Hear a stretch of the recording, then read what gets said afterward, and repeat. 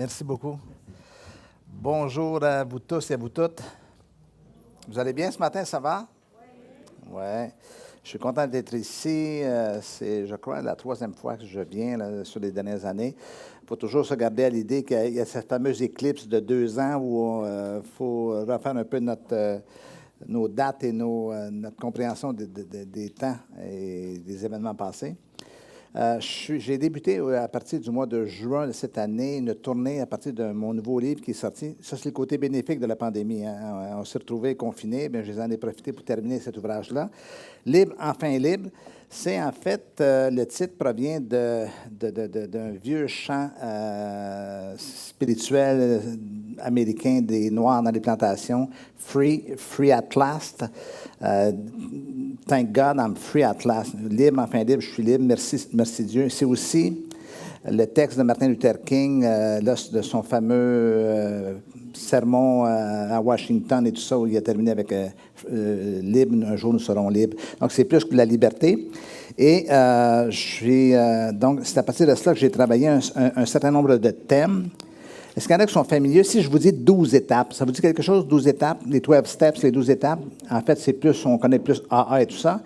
Mais ce que j'ai fait dans le livre, c'est que j'ai retracé un peu l'histoire derrière cette histoire-là, parce que c'est un pasteur new-yorkais, Samuel Shoemaker, qui est derrière ces étapes-là et tout ça, qui sont fondamentalement spirituelles. Donc, moi, j'ai refait ça.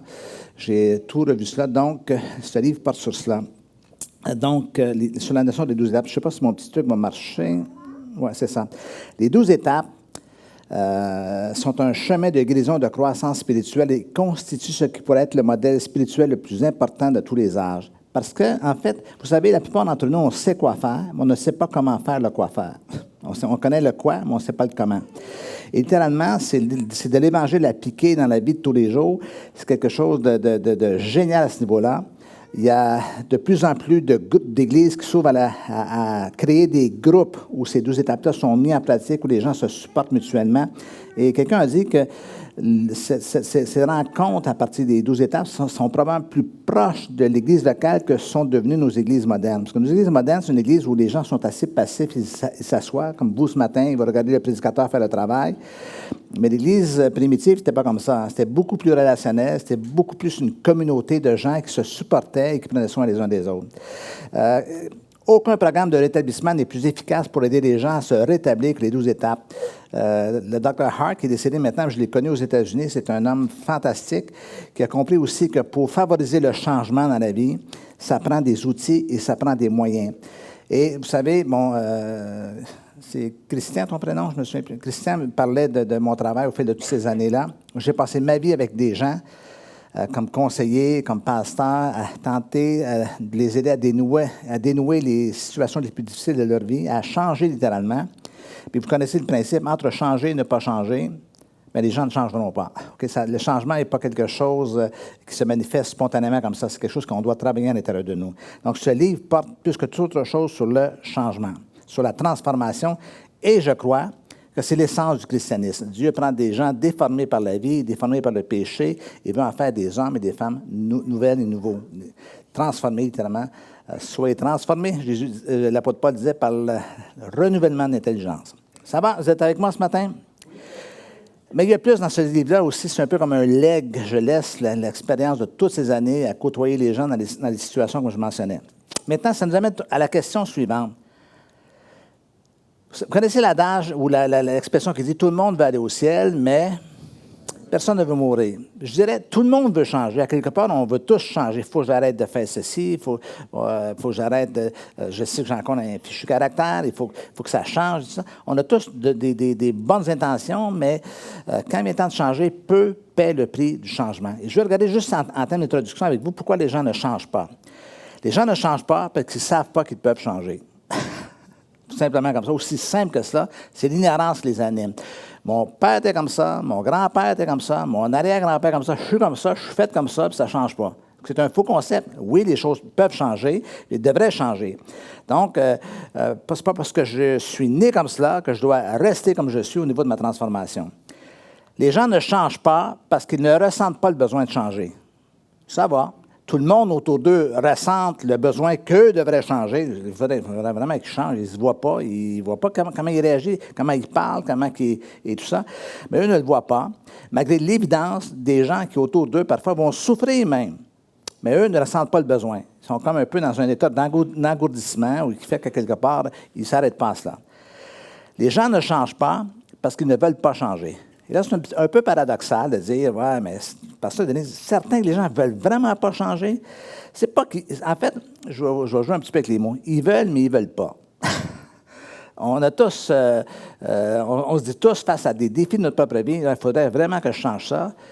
Mais si je voudrais vraiment, qu'est-ce que je ferais? Je prendrais les moyens nécessaires. Il faut que je perde du poids. Ouais, je veux vraiment perdre du poids. Est-ce que tu veux vraiment perdre du poids? Oui, je veux vraiment perdre du poids. Qu'est-ce que tu fais pour perdre du poids? Est-ce que tu vas au gym? Est-ce que tu t'inscris au Weight Watchers? Est-ce que tu te mets à la diète? Est-ce que tu... Oui, donc on est plein de bonnes intentions sans payer le prix.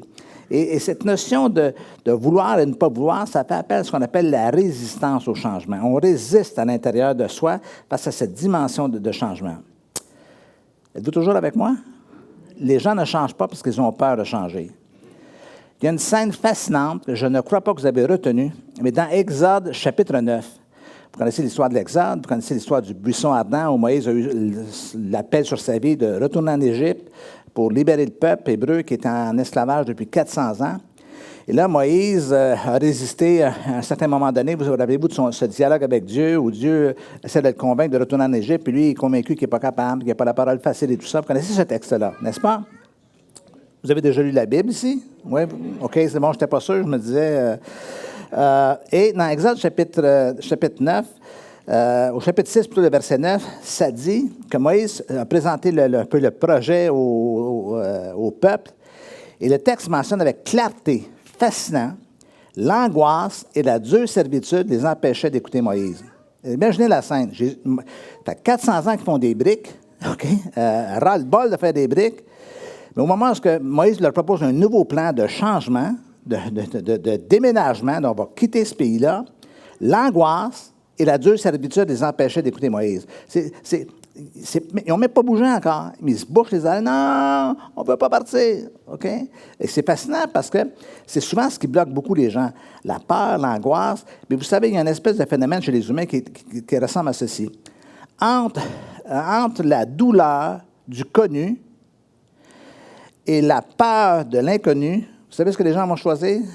Ils vont choisir de rester dans la douleur du connu. Oui, mais je connais ça. Oui, je sais, mais le changement fait peur, mais c'est le prix à payer. Il faut affronter nos peurs pour pouvoir changer. Le texte parle de l'angoisse et la dure servitude. Et c'est fascinant parce que veut dire la dure servitude? Quand ça fait 400 ans, dans notre compréhension moderne, c'est 10 générations d'esclaves. Bien, tu penses comme un esclave, tu raisonnes comme un esclave, tu marches comme un esclave, tu vis comme un esclave. Pourquoi? Parce que c'est devenu ton identité. Après toutes ces années, après 4 siècles, c'est devenu ton identité. Et pour beaucoup de gens, encore une fois, c'est l'espèce de statu quo. Je suis comme ça et je ne vois pas pourquoi je pourrais changer. Cinquièmement, les gens ne changent pas parce qu'ils ne font rien pour changer. Encore une fois, je répète ce que j'ai mentionné un peu plus tôt. Ils espèrent, ils rêvent, ils imaginent, ils en parlent, mais ils ne prennent pas les moyens pour changer. Et dernièrement, les gens ne changent pas parce qu'ils ne peuvent pas changer. Évidemment, il faut être confronté à ce désir de vouloir être changé ou de vouloir être libéré. Je pense pas seulement aux dépendances, mais à toutes sortes d'habitudes qu'on a. On sait qu'on devrait changer. Mais vouloir, vous savez, vous connaissez cet adage, vouloir, c'est pouvoir, hein? Mais quand on regarde les Saintes Écritures, surtout l'Épître de Paul aux Romains, on s'aperçoit que vouloir, c'est pas pouvoir. L'apôtre Paul dit, j'ai la volonté, mais non le pouvoir de faire le bien. Il parle de cette loi à l'intérieur de lui qui lutte contre son entendement malgré son désir, malgré son intérêt, malgré son aspiration à faire le bien. Il y a quelque chose. Et quel est le cri du cœur de l'apôtre Paul? Qui me délivrera et grâce soit rendue à Jésus-Christ. C'est lui qui nous délivre. Donc les gens ne changent pas parce qu'ils ne peuvent pas changer. Alors, peut-être en ce moment, vous dites, mais pasteur Denis, après ces 6 points sur la difficulté à changer, est-ce qu'il y a de l'espoir pour les humains? Est-ce qu'il y a de l'espoir pour vous, pour moi, pour nous tous? Est-ce qu'il y a de l'espoir pour l'humanité? La réponse est bien sûr, parce qu'il y a plein d'histoires, il y a plein de récits dans le Nouveau Testament, en particulier dans les Évangiles, où on voit des gens qui ont eu des vies transformées. Donc, effectivement, il y a de l'espoir, et c'est justement le message du christianisme, cette dimension de transformation de la personne humaine. Et ce matin, je veux partager avec vous, bien simplement, 5 clés importantes, que vous allez retenir 5 mots, 5 clés importantes qui vont vous permettre de comprendre comment on peut se diriger vers le plein changement, la pleine transformation dans notre vie. Vous voulez connaître ces 5 points? Oui. Il y en a 2, 3, les autres, vous ne voulez pas? Ça... OK. Si vous voulez, on va jeter un coup d'œil dans une histoire, dans une rencontre que Jésus a eue dans le Nouveau Testament. Une histoire qui était retenue. Vous savez, Jésus a rencontré beaucoup de gens. Et si j'avais un petit conseil à vous donner, un petit encouragement, commencez à relire les évangiles à la lumière des rencontres de Jésus. Ou encore, relisez les évangiles à la lumière des relations que Jésus a bâties et de l'effet de cette relation dans la vie des gens. Vous allez voir qu'il y a quelque chose de nouveau qui va s'ouvrir à vos regards, parce que souvent, on est axé sur le contenu des paroles de Jésus, effectivement, bien sûr, ça fait du sens tout ça, mais de voir un peu l'impact dans ces relations. Et c'est ce qui va arriver dans cette histoire-là. Jésus, il y avait là un homme appelé Zachée, c'était le chef des collecteurs d'impôts. Et il était riche. Il cherchait à voir qui était Jésus, mais comme il était de petite taille, il ne pouvait pas y parvenir à cause de la foule. Il courut alors en avant et grimpa sur un arbre, un sycomore, pour voir Jésus qui devait passer par là.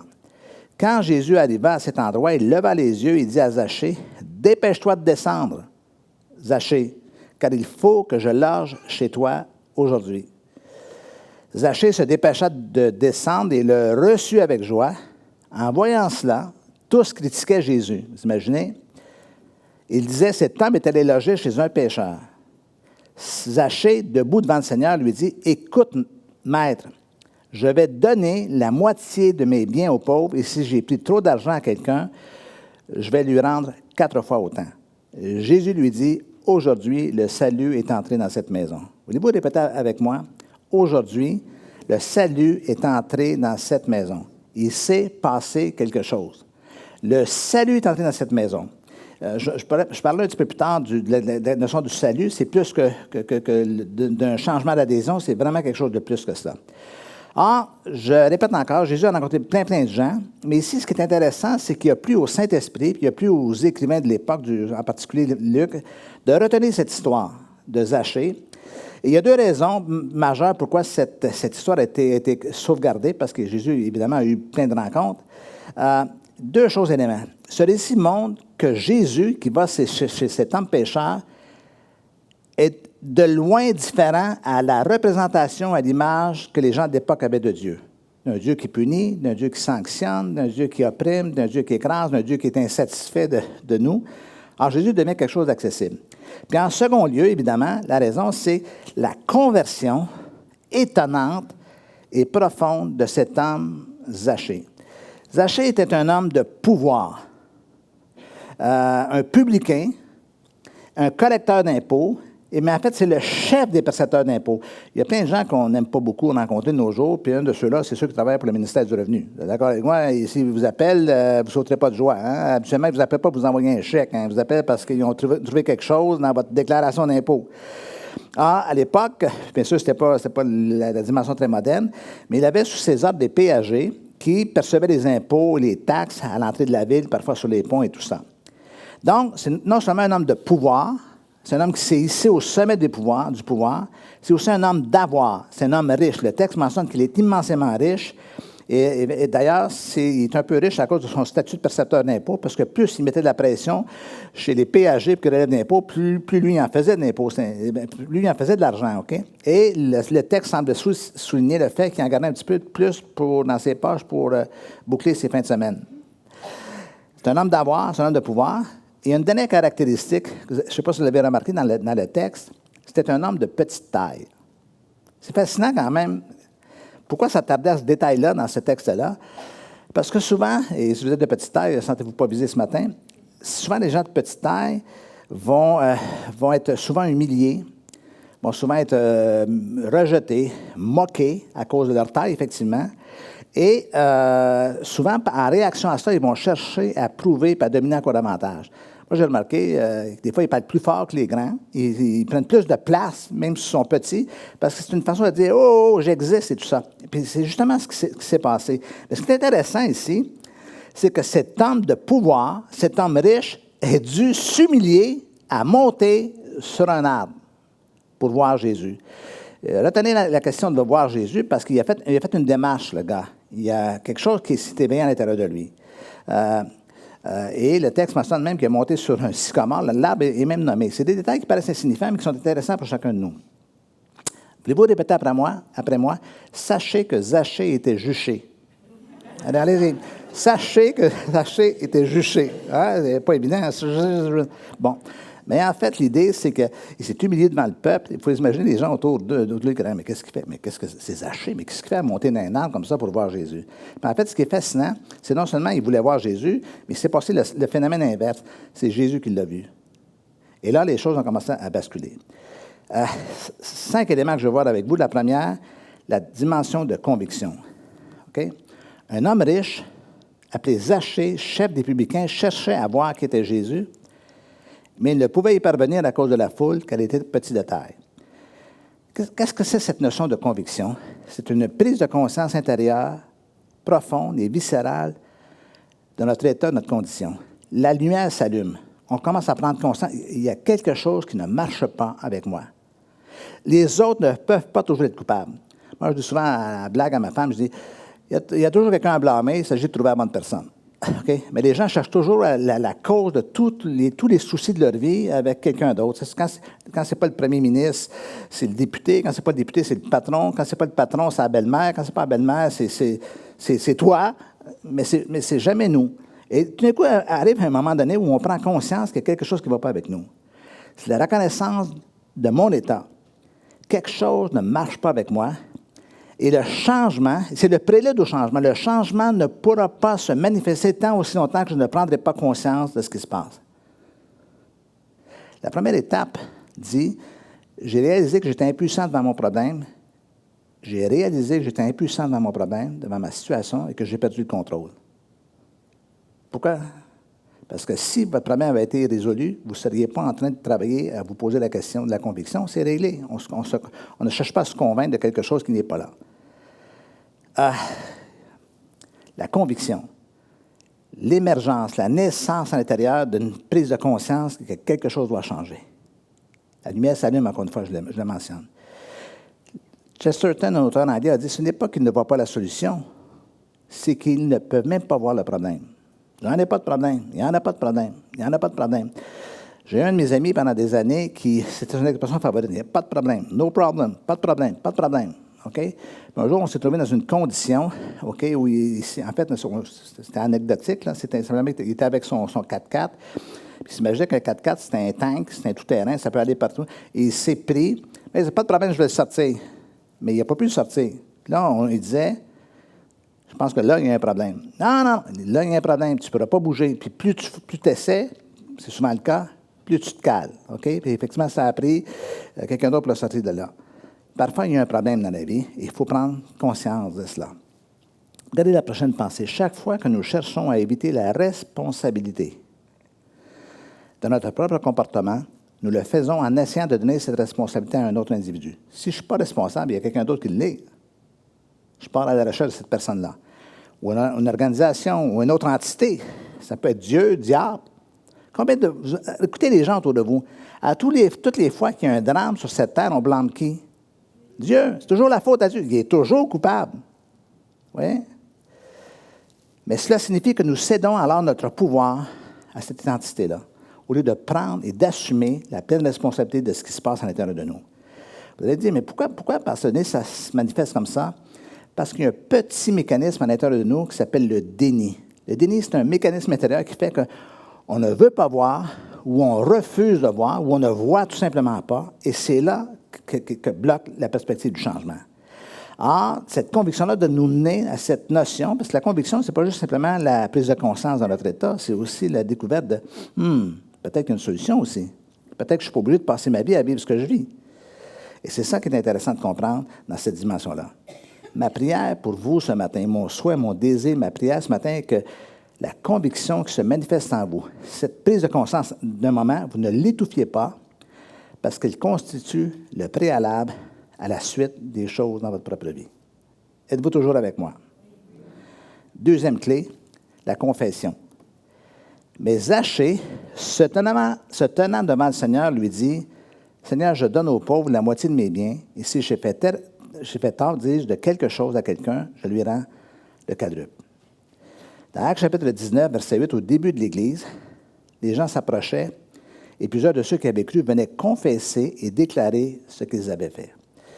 Je crois que chez les Québécois, surtout de ma génération, il y a cette espèce de résistance à la confession, parce qu'on était en réaction à l'Église catholique et au confessionnal quand on était petit puis nos parents étaient là. Okay? On va au confessionnal, on dit nos choses, puis on recommence, puis notre vie n'a pas changé. Mais la notion de confession dans le Nouveau Testament, c'est beaucoup plus que ça. Okay? Ça faisait partie des mœurs de la première Église. Pour que rien ne prenne prise dans ma vie, je devais constamment le confesser, ce qui faisait en sorte qu'on est transformé de plus en plus. Le verbe, c'est hyper intéressant parce que le verbe confesser, qu'on retrouve au Nouveau Testament, c'est homologeo en grec, qui a donné naissance au terme français homologué. En fait, homologuer, c'est un genre d'entente, c'est s'accorder, c'est s'entendre, c'est admettre. En fait, la confession, là, c'est un acte éclairé. À partir du moment où j'ai pris conscience, la conviction a grimpé, mais là, je reconnais les choses. C'est aussi un acte relationnel. Je ne fais pas juste le reconnaître, je vais le dire et l'exprimer et le confesser à quelqu'un, que ce soit Dieu ou que ce soit une personne. Donc, ce n'est pas juste reconnaître d'avoir fait des erreurs, c'est les avouer à quelqu'un. Et vous êtes d'accord avec moi que là, ça devient confortable. Parce que, OK, c'est bon, je le sais, là, j'ai compris. Non, est-ce que tu es prêt à avouer? Tu es prêt à reconnaître? Mais voyez-vous que lorsqu'on commence à faire ce pas-là, les choses ne peuvent pas ne pas changer à l'intérieur de nous. Parce qu'on sort de notre coquille, on sort de notre cachette, on fait un coming out. Mais un coming out face à la situation dans laquelle on vit. Et je vais vous raconter un autre phénomène intéressant. Et là, c'est l'ancien thérapeute, parce que j'ai fermé mon bureau depuis quelques années. Lorsque je rencontrais les gens à l'époque, les gens venaient, messieurs, ils racontaient ce qu'ils vivaient. Mais lorsque les gens se racontent, ils le racontent selon deux versions au départ. La première version, c'est la version victime. Il m'est arrivé ceci, j'ai subi cela, on m'a fait ceci, on m'a fait cela, j'étais victime d'injustice, j'ai été abandonné. Et effectivement, il y a des gens qui sont réellement victimes. OK? Mon mari ne me comprend pas, ma femme ne me supporte plus. C'est toujours, encore une fois, la faute de quelqu'un d'autre. La deuxième version qui est souvent racontée, c'est la version de héros. Et souvent, le héros, c'est une victime qui a réussi à s'en sortir. Il m'est arrivé ceci, mais j'ai fait cela. La personne ne me comprenait pas, mais j'ai réussi à. Voyez-vous? Donc, là, on se positionne comme un héros qui avons rebondi, qui avons rétabli la situation, disons. Mais jamais, au fil de toutes ces années, j'ai eu une troisième version qui s'appelle le fautif ou la fautive. Personne n'est jamais venu me dire, écoutez, je voudrais vous raconter comment j'ai bousillé ma vie. Je voudrais vous raconter comment j'ai fait exploser, sauter mon mariage. Je voudrais vous dire comment j'ai été un mauvais père et comment j'ai été dur avec mes enfants. Je les ai humiliés, je les ai rabaissés. Personne ne dit ça. Pourquoi? Parce que c'est désagréable de reconnaître cela aussi.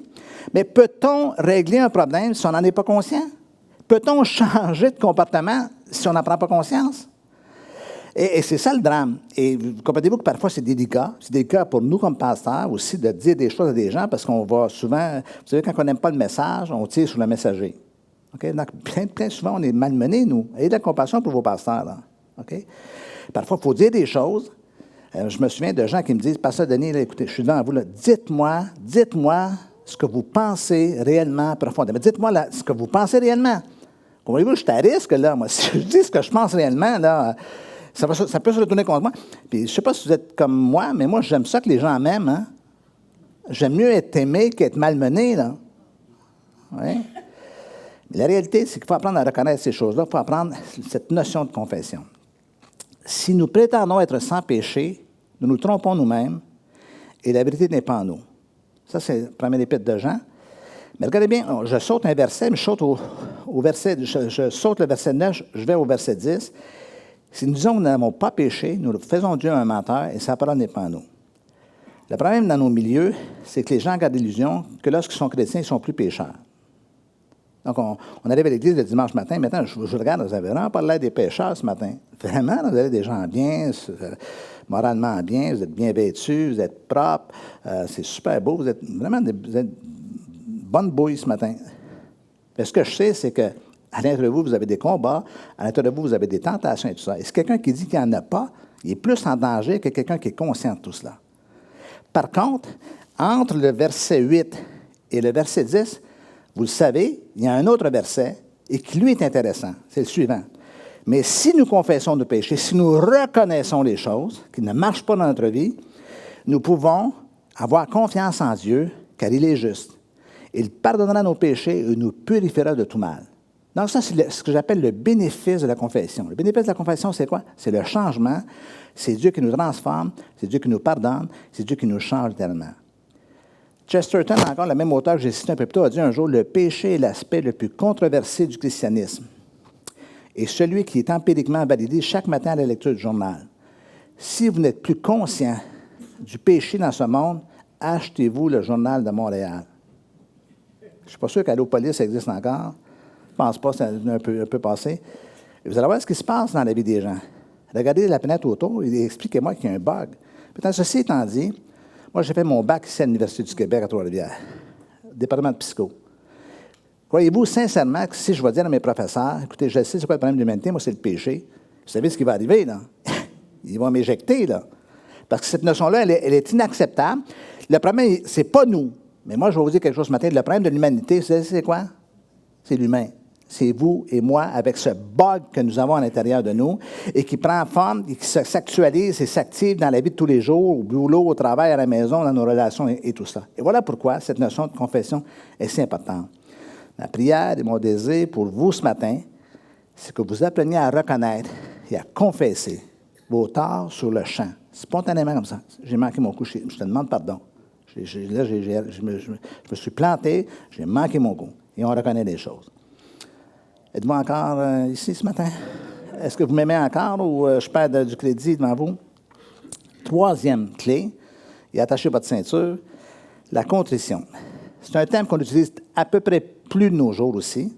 Mais regardez bien le texte. Mais Zachée, se tenant devant le Seigneur, lui dit, « Voici, Seigneur, je donne aux pauvres la moitié de mes biens. Si j'ai fait tort à quelque chose à quelqu'un, je lui rends le quadruple. » Au-delà de la réparation qu'il veut faire, est-ce que vous sentez qu'il y a comme un malaise à l'intérieur de lui dans le texte? Jésus ne lui a rien demandé, hein? Jésus lui a dit, écoute, Zachée, c'est bien beau de vouloir, on passe du temps ensemble, mais tu sais, ta réputation, tout le monde te méprise et t'haït dans la ville, dans le village, peu importe. Mais Jésus ne lui dit absolument rien. Il n'y a presque aucune parole de Jésus dans cette rencontre-là. Mais cette conviction l'a amené à reconnaître et à confesser, mais aussi à aller plus loin, on sent cette douleur intérieure. Qu'est-ce que la contrition? C'est l'état d'une personne qui est plein de regrets pour une faute commise et qui veut réparer les erreurs passées. Donc, il y a une émotion dans tout cela. Il y a une douleur à l'intérieur de soi. Je voudrais vous dire ce matin que la souffrance, je ne parle pas de la souffrance physique si vous êtes malade, mais la souffrance morale, c'est un message. C'est porteur de quelque chose. La souffrance est porteuse d'un message qui nous signifie quelque chose, qui nous rappelle qu'il y a autre chose à attendre de la vie que ce que nous vivons. La souffrance, on voudrait l'étouffer, et souvent nous l'étouffons ou on s'engourdit, pensez aux gens qui s'anesthésient avec les drogues, l'alcool, peu importe ce qui peut arriver. Mais au lieu d'étouffer, on doit être capable de l'écouter. Qu'est-ce que ça veut me dire? Qu'est-ce que ça dit à moi? Vous savez, les gens sont prêts à faire plein de choses, presque n'importe quoi, pour ne pas ressentir la douleur de l'offense, y compris causer de la douleur aux autres. Les gens blessés blessent les gens. Les gens qui souffrent font souffrir autour d'eux. Alors, la contrition, c'est de s'approprier cela. Prendre conscience de mon état. Est-ce que tu as assez mal? Je vais vous montrer un verset, mais sortez pas de la salle. Jacques, chapitre 4, verset 9. Un verset qui me rendait très, très, très inconfortable lorsque j'étais un jeune converti.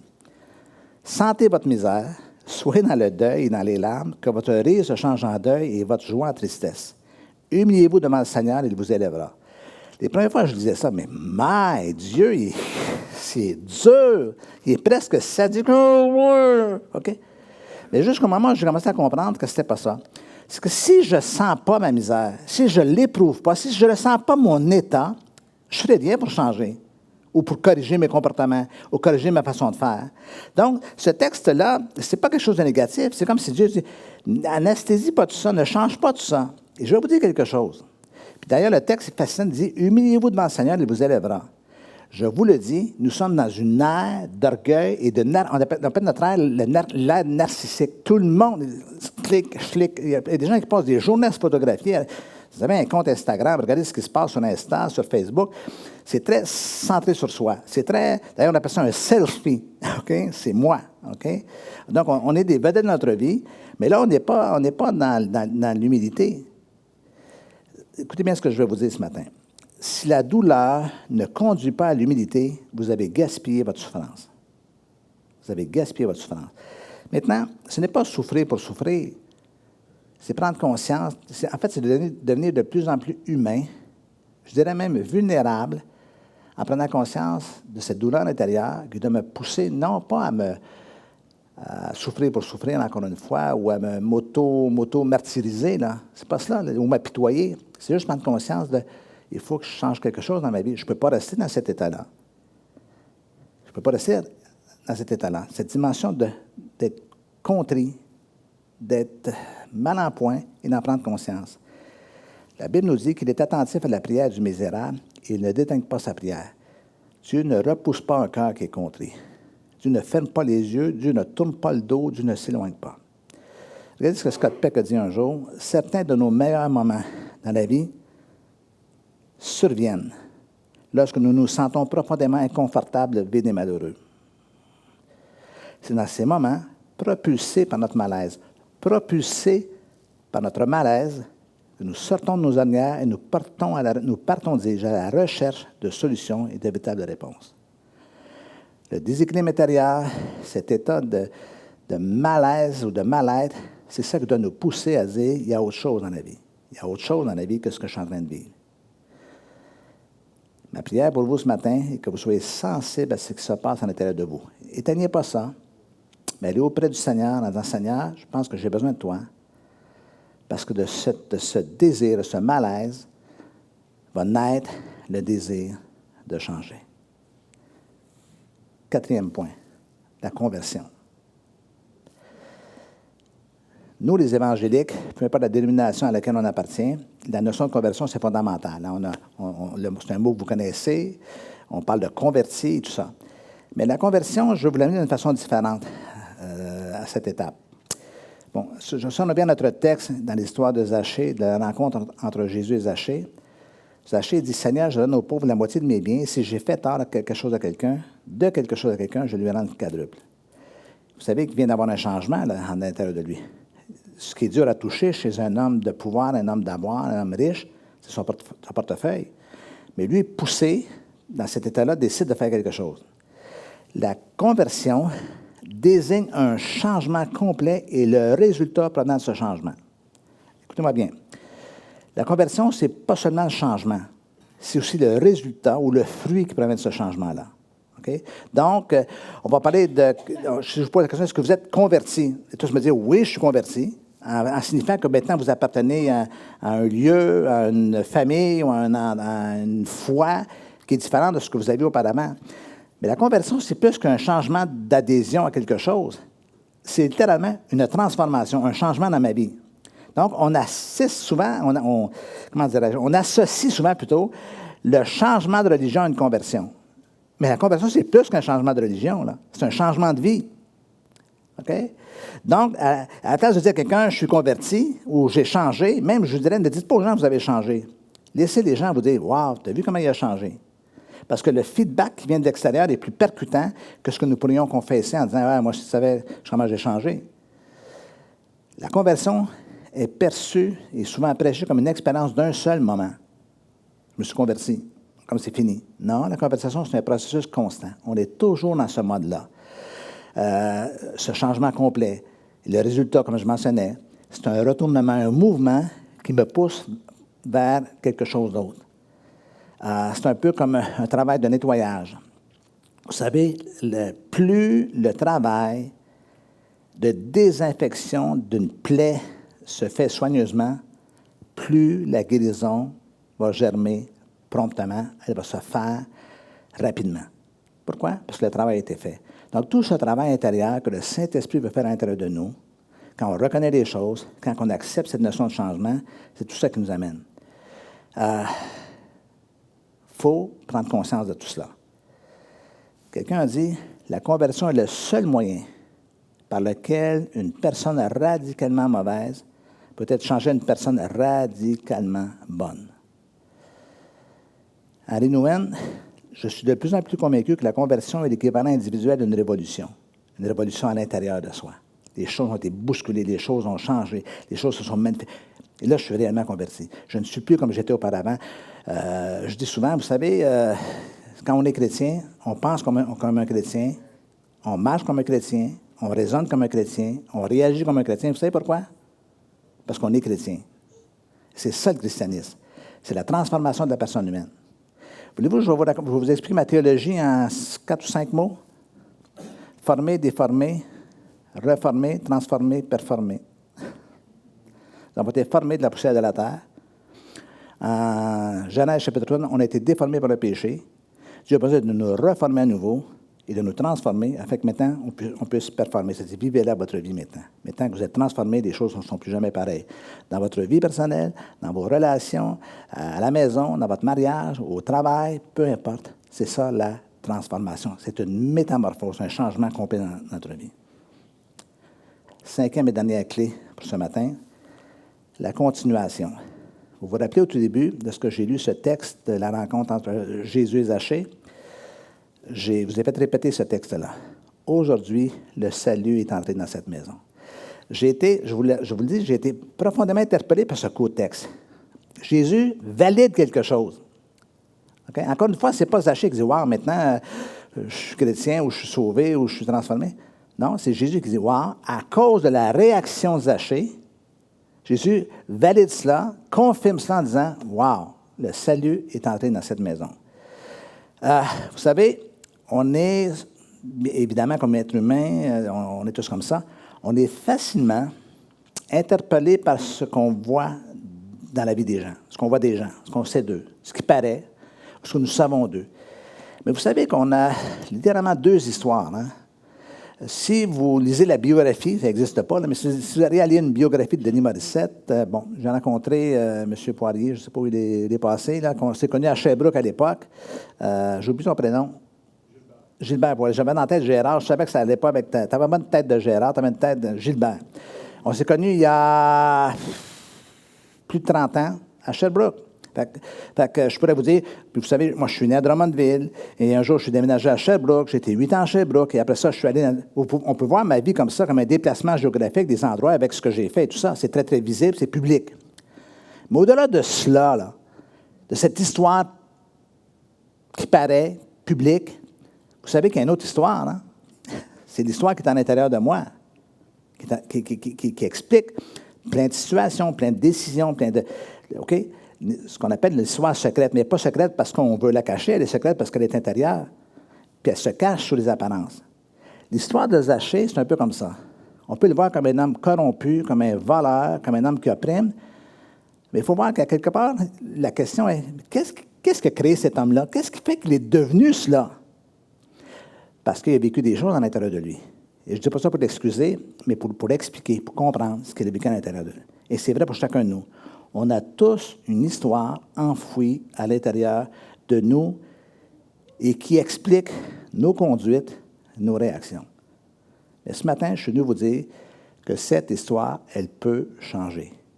Elle doit changer, elle peut changer. Le salut est entré dans la maison. Et quand je parle de maison, bien sûr, on voit la maison physique, le bâtiment. Mais j'aimerais vous dire que ça peut être nous, la maison. Le salut est entré à l'intérieur de moi. Le salut est entré dans ma vie, ce qui fait qu'à quelque part, les choses ont commencé à changer. Et c'est un verdict. Et les gens devraient voir ça. Le salut est entré dans la maison. Est-ce que le salut est entré chez vous? Est-ce que le salut est entré dans votre foyer? Est-ce que le salut est entré profondément dans votre foyer, profondément dans votre personne, qui fait que les gens autour de vous voient que vous êtes différent, pas par ce que vous disiez, mais de la façon dont vous vivez, est-ce que le salut est entré chez vous? Est-ce que le salut est entré chez vous suffisamment pour que les gens au travail disent, mais c'est quoi que tu as de différent? Un jour, je suis à l'Université de Sherbrooke, j'étais en fin de session, j'ai fini ma maîtrise, et un de mes superviseurs me convoque à son bureau. OK? Donc, je m'assois avec lui. C'est lui qui me supervisait pour ma rédaction de mémoire qu'on appelle. Là, ça date déjà. Là, je suis content d'être sorti de cet univers-là parce que c'est épuisant d'être étudiant. Ceux parmi vous qui sont étudiants, il faut toujours la pression de performer, de produire des travaux et tout ça. Et je m'assois, puis il me donne mes notes et tout ça. C'est super, je suis vraiment content. Moi, si j'étais toi, je continuerais et tout ça. Puis il dit, je peux te poser une question? Qu'est-ce que tu as? Qu'est-ce que j'ai? Tu n'es pas comme les autres étudiants. Écoutez, en quoi vous voyez? Non, il y a quelque chose de différent. Dis-moi donc, qu'est-ce que tu fais réellement dans la vie? OK? Et là, j'ai fait mon coming out. J'ai dit, voici, je suis un chrétien, voici, je suis un pasteur aussi. OK? Et je m'intéresse à la condition des hommes. Ah, je savais que tu avais quelque chose.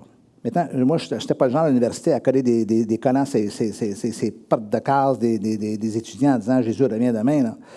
Je n'étais pas le genre à témoigner publiquement. J'étais à l'université dans un contexte athée et assez antagoniste à tout ça.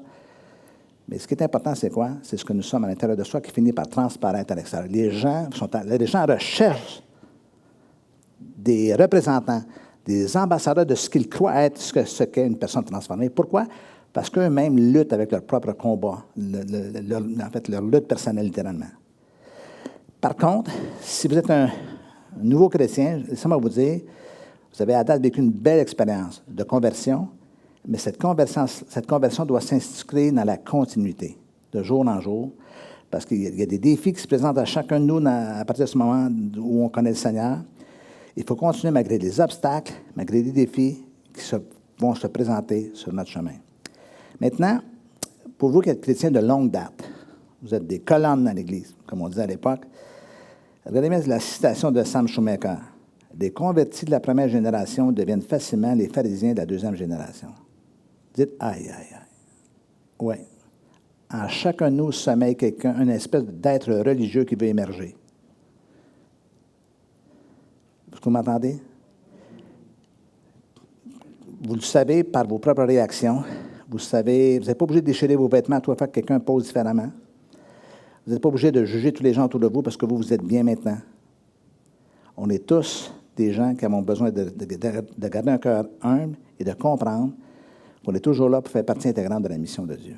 Je termine avec une dernière anecdote de ma propre vie. Lorsque j'étais à Sherbrooke, mon cher Gilbert, je restais McGregor. Je ne sais pas si tu connais le quartier, pas loin de Portland et tout ça. Là. Et ma femme me dit, j'avais besoin d'une pinte de lait. Va me chercher une pinte de lait. Puis il y a un petit dépanneur pas très, très loin. Puis j'ai le choix. Ou je prends la voiture, je fais tout le tour du carré de maison, puis je m'en vais au dépanneur.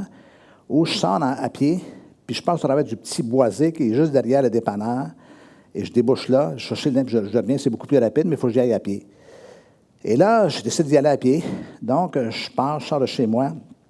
Je traverse le petit boisé et j'arrive, et je vais avec un pas assez vif, là. Et j'arrive derrière le dépanneur, puis il y a un gars qui est complètement pacté. Il est sous, mort. Et là, il me voit arriver, je débouche du petit boisé. Moi, je suis complètement innocent. Je suis pasteur à l'époque, je suis impliqué à l'église et tout ça. Et au moment où je sors, il se pend après moi comme ça, OK? Il y avait son sac brun avec la bouteille dedans. Il sentait le fond de tonne. Vous comprenez ce que les Québécois... ce que ça veut dire? Puis au moment où il fait ça, OK, moi, je me tire comme ça, je m'en viens pour le pousser. Puis au moment où je suis prêt à le pousser, en disant, dégage, OK, Dieu me dit, ça, c'est toi, il y a 10 ans. Eh oui, adolescent, moi, j'ai fait les 400 coups, complètement bourré, 3/4 du temps et tout ça. OK? Puis là, Dieu me confronte. Moi, maintenant, je suis un pasteur, je suis quelqu'un de bien, puis je vais lever le nez sur ceux qui ne sont pas comme moi ou sur ceux que je considère comme inférieurs à moi. Non, non. Il faut garder notre humilité là-dedans. Le salut qui entre dans la maison, il n'est pas juste de passage. Il n'est pas juste temporaire. Il doit s'établir dans notre maison dans la continuité, dans quelque chose qui va perdurer dans le temps, quelque chose qui va aller de l'avant. Aujourd'hui, le salut est entré dans cette maison. Est-ce qu'on peut dire amen ce matin? Le meilleur témoignage que nous avons, c'est une vie transformée. Hein? C'est une vie transformée. Et la Bible en parle. C'est donc à leurs fruits que vous les reconnaîtrez. C'est donc à leurs fruits que vous les reconnaîtrez. Ce qu'on appelle le fruit de l'esprit, qui est le résultat du travail du Saint-Esprit dans la vie de chacun des croyants. Est-ce que je peux vous demander de pencher la tête, fermer les yeux quelques instants? Seigneur Dieu Tout-Puissant, merci pour ta parole. Merci pour ce récit de la vie de Zachée. Seigneur, les gens de l'époque ont réagi quand tu as décidé d'aller loger chez Zachée. C'était des gens qui se croyaient supérieurs, moralement supérieurs, religieux et tout cela. Ils n'ont pas compris que toi, tu es venu ici pour les pécheurs, tu es venu ici pour les malades, tu es venu ici pour ceux qui sont en besoin. Puis même parfois, en chacun de nous aussi, on a de la difficulté à saisir que tu peux t'intéresser à quelqu'un dont la vie est si mal en point ou la condition est si mauvaise. Mais Seigneur, tu es venu pour le transformer. Tu es venu pour nous donner la vie et une vie transformée. La vie en abondance, une vie transformée. Et Seigneur, on veut être sensible à cela ce matin. Seigneur, sensible aux gens de notre entourage, sensible à notre famille, sensible à nos mariages, sensible à nos collègues au travail, en comprenant, Seigneur, qu'à quelque part, tu nous as positionnés comme ambassadeurs et que tu désires que les gens voient le fruit dans nos vies. Et qu'au-delà de l'apparence, au-delà des paroles, Seigneur, on soit des lumières qui brillent littéralement devant ces gens.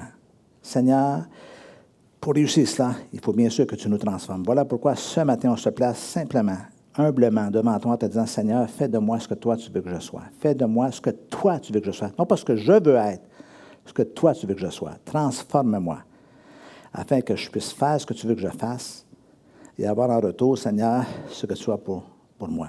Et Seigneur, ma prière, la conclusion de cette prière, c'est dans la vie de chaque personne ici ce matin. C'est dans ton nom précieux, Jésus, que j'ai prié et sois glorifié. Amen, amen et amen. Alléluia. Que Dieu...